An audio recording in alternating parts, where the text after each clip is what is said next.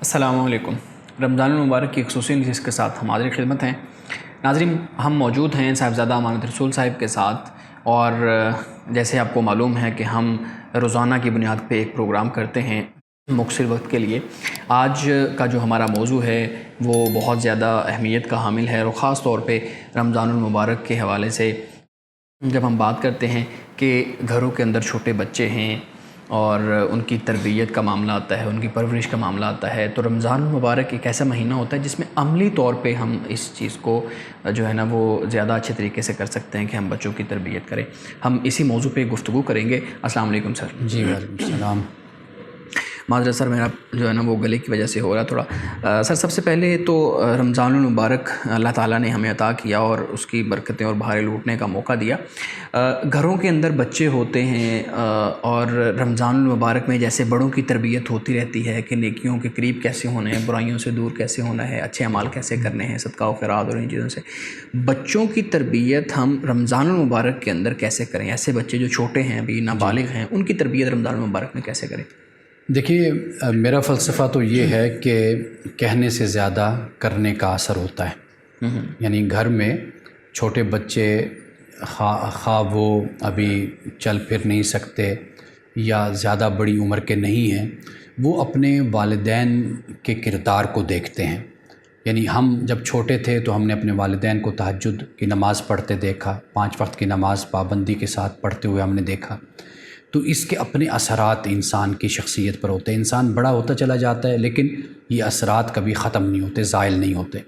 تو میں تو ہمیشہ یہ کہتا ہوں کہ والدین کہنے کے بجائے کر کے اپنی اولاد کو دکھائیں، اور رمضان المبارک میں خاص طور پر کرنے کا مظاہرہ زیادہ سامنے آتا ہے۔ مثال کے طور پر آپ دیکھیے کہ سحری کے ٹائم اٹھتے ہیں تو بچے بھی کئی دفعہ ساتھ اٹھ جاتے ہیں، وہ دیکھتے ہیں کہ بھئی ابھی آدھی رات کا وقت ہے، میری ماں کیوں اٹھی ہے، میرا باپ کیوں اٹھا ہے۔ پھر وہ نماز پڑھتے ہوئے بھی ماں باپ کو دیکھتے ہیں، وہ تہجد کی نماز ہے یا قرآن کی تلاوت ہے۔ پھر سحری تیار ہو رہی ہوتی ہے، پھر سحری کے ساتھ ساتھ پھر وہ روزہ رکھتے ہیں۔ وہ چھوٹے بچے دیکھ رہے ہوتے ہیں میرے ماں باپ روزہ رکھ رہے ہیں، یا بڑے بہن بھائی روزہ رکھ رہے ہیں، دوسرے افراد روزہ رکھ رہے ہیں، یہ چیز دیکھتے ہیں۔ پھر نماز کا ٹائم ہو جاتا ہے، نماز سارے مسجد میں یا جا کر پڑھتے ہیں یا گھر میں ادا کرتے ہیں۔ پھر وہ سارا دن اسی طرح، پھر افطاری کا وقت ہوتا ہے، افطاری کے وقت بھی وہ دیکھتے ہیں گھر میں چہل پہل، کچھ تیار ہو رہا ہے، بن رہا ہے، دسترخوان سج رہا ہے، سب لوگ اکٹھے بیٹھ رہے ہیں۔ تو گویا کہ بچوں کی تربیت خود بخود ہو رہی ہوتی ہے۔ ہمارے ہاں لیکچر دینے کا زیادہ رواج ہے، بچوں کو بولنے کا، ان کے سامنے زیادہ ان کو ڈانٹنے کا، حالانکہ اس کا کوئی اثر بھی نہیں قبول کرتے بچے۔ یہ ایک روایت رسم کہہ لیجیے جو ہمیں بولنے کی عادت ہے۔ حقیقت یہ ہے کہ انسان کا عمل ہی دوسرے پر اثر ڈالتا ہے۔ تو بچوں کے لیے رمضان المبارک میں سب سے بڑی جو ایک تربیت کا طریقہ ہے اور راستہ ہے وہ یہی ہے کہ ماں باپ رمضان المبارک کا احترام کریں، اور نماز کی پابندی ہے، روزہ ہے، قرآن کی تلاوت ہے، اور جو ان سے ہو سکتا ہے وہ خرچ کریں۔ تو یہ ایک مکمل جو کردار جب اولاد کے سامنے رمضان میں آتا ہے تو وہ خود بخود بچوں کی تربیت بھی ہوتی ہے۔ ہاں، ایک اور معاملہ ہوتا ہے، وہ یہ ہوتا ہے کہ بچے اگر کوئی کام کرتے ہیں تو ان میں بچوں کی اصلاح کی جاتی ہے۔ بتایا جاتا ہے کہ بیٹا رمضان کے دن ہیں تو سامنے بیٹھ کر نہیں کھاتے، بے شک ابھی آپ پر روزہ فرض نہیں ہے، لیکن اس طرح سامنے نہ کھائیں، آپ چھپ کر ایک طرف بیٹھ کر کھائیں۔ آپ کے بہن بھائیوں کا روزہ ہے تو ان کے سامنے نہیں کھانا چاہیے۔ اس طرح کر کے چھوٹے چھوٹے کاموں میں، اور پھر یہ ہے کہ گھر کے معاملات میں بچوں کو شامل کیا جائے۔ جیسے سحری کے وقت اگر کوئی اٹھتا ہے تو وہ خدمت میں کچھ تعاون کرے، یا افطاری کے وقت جیسے ہوتا ہے کہ کوئی برتن اٹھا کر ٹیبل پہ رکھ دیے، پانی رکھ دیا، تو اس طرح بچوں کو ساتھ ساتھ شامل کریں۔ تو میرا خیال ہے کہ اس طرح 30 دن جب بچے شامل ہوتے ہیں، ان کی ایک تربیت ہوتی ہے بچوں کی، ان کی ایک ذہنیت اور ایک سوچ ان کی پروان چڑھتی ہے۔ بالکل، آپ کی بات بالکل ٹھیک ہے۔ سر، آپ نے بات کی کہ ہمارے ہاں لیکچر دینے کا رواج ہے نا، تو عام طور پہ یہ ہوتا ہے کہ رمضان میں بچے والدین کو بتاتے ہیں جی ہم نے بھی روزہ رکھا ہوا ہے، ہم جو ہے نا وہ یا والدین سے پوچھتے ہیں کہ جی آپ نے روزہ کہاں رکھا ہوا ہے، تو اکثر والدین کہہ دیتے ہیں کہ وہ کسی جگہ پہ رکھا ہوا ہے، کہ کہتے ہیں پیٹ میں رکھا ہے، وہ کہتے ہیں کمرے میں رکھا ہوا ہے، تو وہ بچے کہتے ہیں جی ہم نے بھی رکھا ہوا ہے روزہ۔ کچھ والدین ایسے ہوتے ہیں جو کہتے ہیں نہیں نہیں نہیں اس عمر میں روزہ نہیں رکھتے، یعنی وہ ڈی گریڈ کرتے ہیں ایک طرح کا نا بچوں کو کہ نہیں تمہارا روزہ نہیں ہے، اس عمر میں روزہ نہیں رکھتے۔ اور اگر وہ کہتا ہے کہ میں نے چڑی روزہ رکھا ہوا ہے تو کہتے ہیں کہ نہیں چڑی روزہ نہیں ہوتا۔ تو یہ میرے خیال میں بچے کے اوپر نیگیٹو اثرات اس کے آتے ہیں۔ آپ کی کیا رائے ہے اس بارے میں؟ عربی میں کہتے ہیں تکلم الناس علی قدر عقولہم، کہ لوگوں سے ان کی عقل کے مطابق بات کرو. اب وہ بچے ہیں، چھوٹے ہیں، ابھی وہ اس سطح کے تو نہیں جس طرح کوئی بالغ ہوتا ہے، کوئی بڑی عمر کا ہوتا ہے. تو ہمیں یہ چاہیے کہ ہم بچوں کو ان کے اسی سوچ کے لیول پہ، سطح پہ ہی ہم ان کے ساتھ ٹریٹ کریں، ان کے ساتھ سلوک کریں.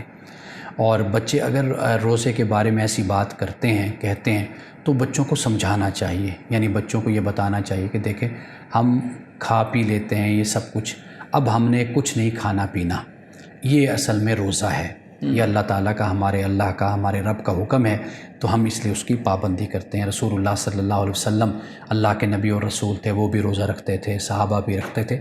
تو بچوں کو اس طریقے سے ٹریٹ کرنا چاہیے، ان کی تربیت کرنی چاہیے. بچوں کے ساتھ اس معاملے میں سخت رویہ نہیں اختیار کرنا چاہیے. اس کے پھر جو اثرات ہیں وہ بہت منفی اور برے پھر سامنے بالکل بچوں کی تربیت تو اس کی ان کی شخصیت کے اوپر ہوتے ہیں. ایک اور رویہ ہمارے ہاں نظر آتا ہے جب ہم معاشرے میں دیکھتے ہیں تو ایسی باتیں ہمیں اکثر نظر آتی ہیں کہ آج کل خاص طور پہ پچھلے کو 5-10 سالوں کے اندر جب ہم جوان ہوئے اور دیکھا ہے ہم نے کہ رات کو ساری رات جاگنا ہے اور صبح جب سحری کر لینی ہے، والدین نے، نوجوانوں نے یا خواتین نے سحری کر لینی ہے، اس کے بعد نماز پڑھ کے سو جانا ہے.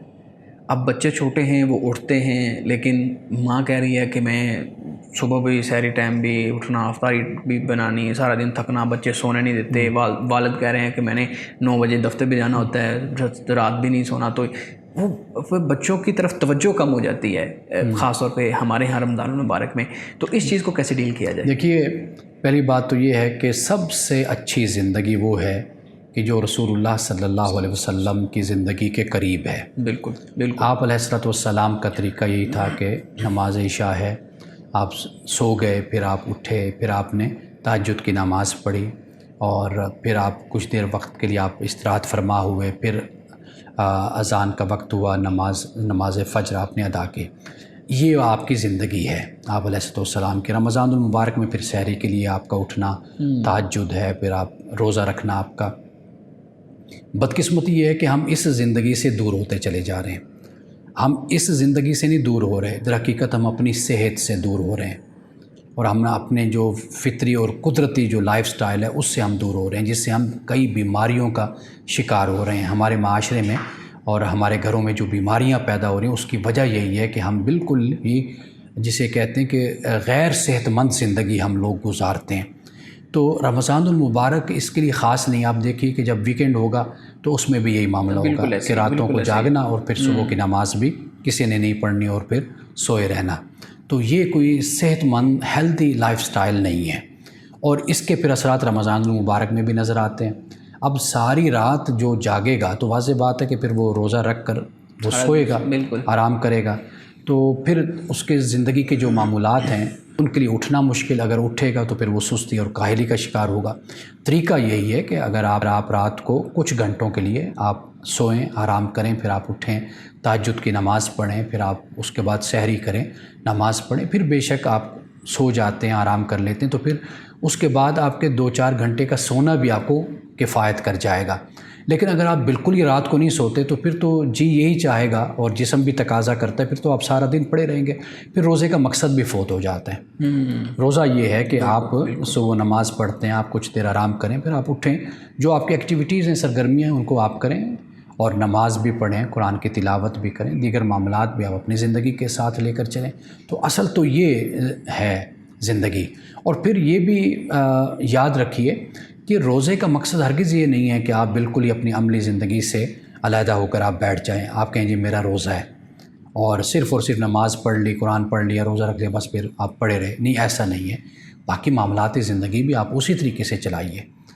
اگر آپ معاملات زندگی کو چلاتے ہیں اور ساتھ روزے کے ساتھ ہیں تو اس کا اجر اور اس کا انعام اللہ کے ہاں زیادہ آپ کے لیے ہو جائے گا. بالکل بالکل، آپ کی بات 100% ٹھیک ہے کہ ہمیں رسول اللہ صلی اللہ علیہ وسلم کی لائف سے دیکھنا چاہیے، ان کی زندگی سے دیکھنا چاہیے کہ آپ کے معمولات کیا تھے، کب سونا ہے، کب اٹھنا ہے، اور یہ چیزیں ہیں.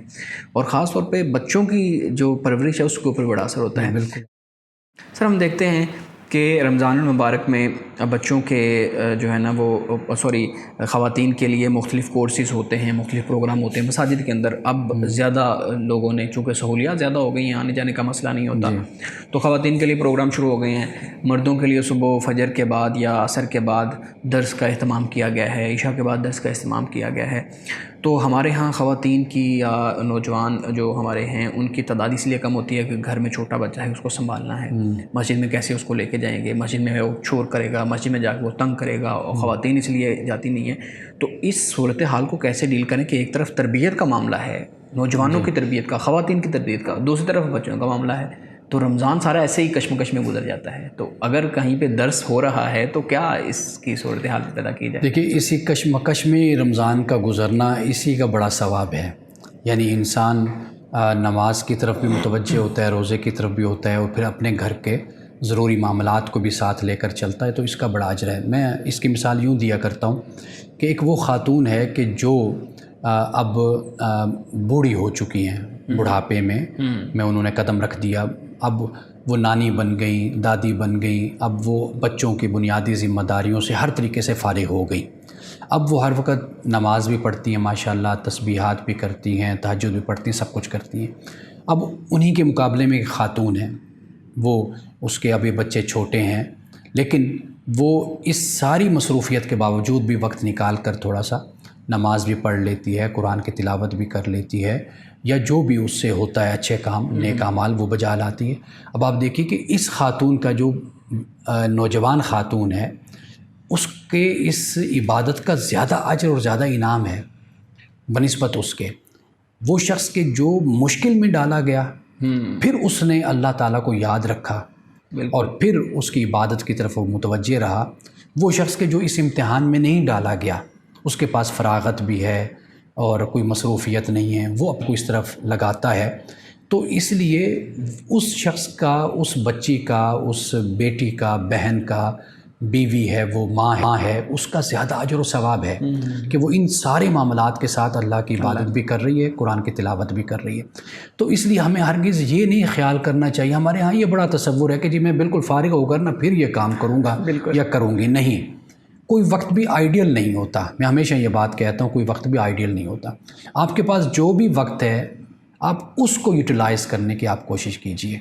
اسی طرح وہ خاتون کے جو دودھ پلا رہی ہے، یا وہ پریگننٹ ہے، یا وہ ابھی بچے اس کے بہت چھوٹے ہیں، اب دیکھیے کہ کتنی اس کی مصروفیت ہوتی ہے، رات کو جاگنا، لیکن اس کے باوجود وہ کوشش یہ کرتی ہے کہ میں اللہ کی عبادت بھی کروں اور قرآن کی تلاوت بھی کروں، اچھے کاموں میں میں شریک ہوتی رہوں اپنی مصروفیات کے باوجود. اس کا بڑا اجر ہے اس عورت سے کہ جو اب عمر کے اس حصے میں ہے، جو خاتون فارغ ہے، اور وہ تو تسلی سے آرام سے سارے کام کر لے گی.